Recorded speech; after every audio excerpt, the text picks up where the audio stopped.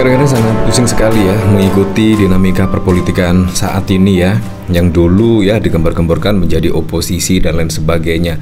Tiba-tiba ada berita seperti ini, yaitu Ketua Umum PDI Perjuangan Megawati Soekarno Putri menugaskan Puan Maharani untuk membangun komunikasi dengan Prabowo Subianto. Di sini juga maksudnya apa ya? Menurut saya juga di sini sinyal kemungkinan ya, sinyal untuk gabung di pemerintahan dan sebagainya.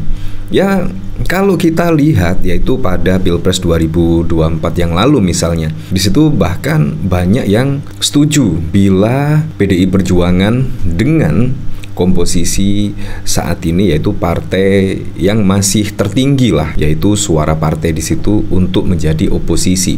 Nah, kalau memang semuanya bergabung yaitu di pemerintahan Pak Prabowo Gibran, menurut saya juga sangat lucu sekali ya. Demokrasi kita kemungkinan lama-kelamaan ya akan seperti dulu lagi. Karena apa? Karena di situ ya semuanya partai pasti juga akan memuji pemerintahan Prabowo Gibran. Menurut saya sangat bagus sekali kalau PDI Perjuangan di sini, yaitu ketika tidak setuju dengan dicalonkan Gibran Rakabuming Raka, seharusnya menjadi oposisi atau di luar dari pemerintahan. Nah, tetapi kita tunggu sajalah. Tetapi yang jelas kalau dari berita di sini ya, yaitu bahkan TKN di sini pertemuan Prabowo dan Megawati di sini sudah terjadwal. Nah, di sini PDIP juga akan diajak gabung pemerintah. Ya, semoga saja jawabannya itu ya bisa melegakan masyarakat Indonesia lah, karena menurut saya oposisi itu juga cukup baik. Di luar pemerintahan itu juga cukup baik karena bisa mengawal atau mengontrol program-program dari pemerintahan Prabowo Gibran. Nah, di sini Wakil Ketua Tim Kampanye Nasional TKN Prabowo Gibran, Immanuel Banneser, mengatakan pertemuan antara Capres pemenang pemilu 2024 Prabowo dan Ketua Umum PDIP Megawati Soekarno Putri sudah terjadwal. Noel menyebut jadwal pertemuan itu sudah ada di atas meja Prabowo. Soal pertemuan Bu Mega sepertinya ada.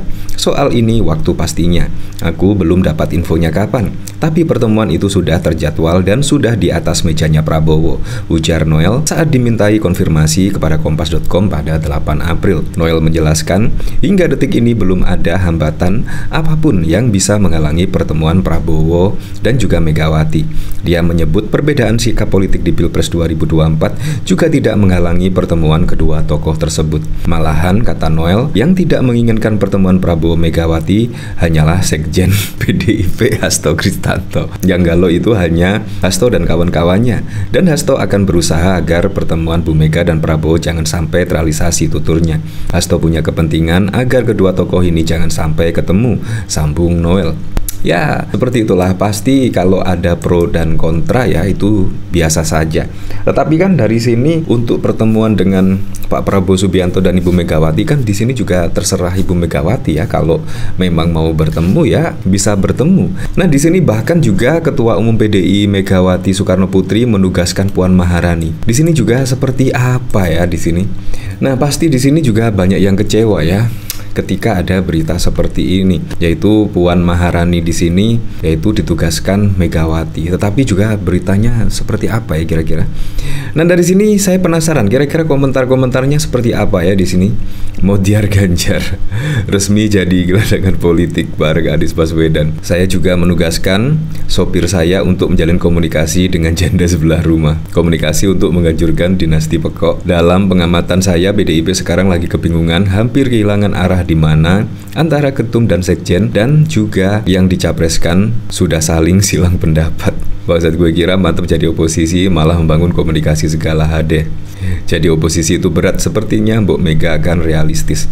Kalau menurut saya sih menjadi oposisi atau di luar dari pemerintahan itu bukan sesuatu yang baru ya, yaitu PDI Perjuangan menjadi oposisi pada waktu lalu ketika Presiden SBY 2 periode, di situ juga bahkan menjadi oposisi hingga Pak SBY purna tugas, dan bahkan juga wah sangat keren sekali kalau PDIP di sini menjadi oposisi atau berada di luar pemerintahan. Sangat mengawal semua program-program dan semua kebijakan-kebijakan biar pro rakyat kecil. Menurut saya sangat keren sekali kalau PDI Perjuangan di situ berada di luar pemerintahan. Nah, menurut saya juga perlu kehati-hatian ya. Apalagi juga ketua umum ya. Ketua umum kalau salah melangkah itu juga akan Wah, Anda tahu sendiri lah. Apalagi juga di sini musuhnya itu secara tidak langsung sih kita sebut saja musuh ya, presiden. Presiden kita ketahui kan juga masih kader dari PDI Perjuangan. Jadi perlu kehati-hatian lah di sini untuk membangun komunikasi politik, untuk bermanuver memang perlu kehati-hatian.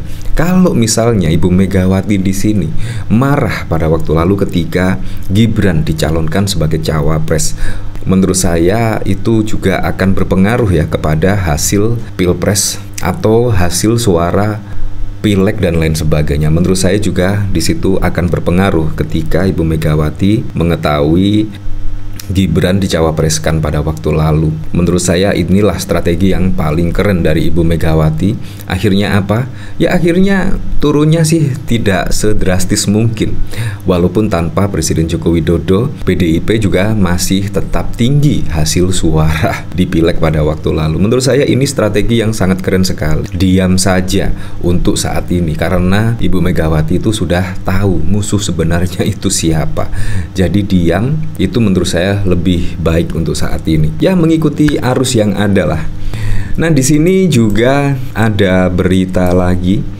PDIP Megawati punya perhitungan cermat termasuk bertemu Prabowo atau tidak. Di sini politikus senior PDIP Arya Bima menanggapi rencana pertemuan antara Ketum PDIP Megawati dengan Ketum Gerindra Prabowo Subianto. Arya Bima mengungkit perhitungan cermat Megawati. Dilansir Detik Jateng, pada Selasa 9 April anggota DPR RI itu menegaskan jika rencana pertemuan antara Megawati dan Prabowo terjadi, itu merupakan pertemuan antara dua ketua umum partai dan tidak ada hubungannya dengan berbagi kekuasaan. Tidak ada dikaitkan bagi-bagi kekuasaan atau keinginan PDIP masuk ke lingkup pemerintahan ke depan. Ibu Mega tahu persis bagaimana suasana kebatinan rakyat PDIP yang mendukung Pak Ganjar dan Pak Mahfud, kata Arya Bima kepada awak media di Solo pada 8 April yang lalu. Kemudian skenario kepemimpinan ke depan, saya kira 10 tahun Bu Mega pernah menjalani posisi di luar pemerintahan. Bagaimana bangsa ini perlu partai di luar pemerintahan yang kritis dan eksis selanjutnya. Arya Bima menegaskan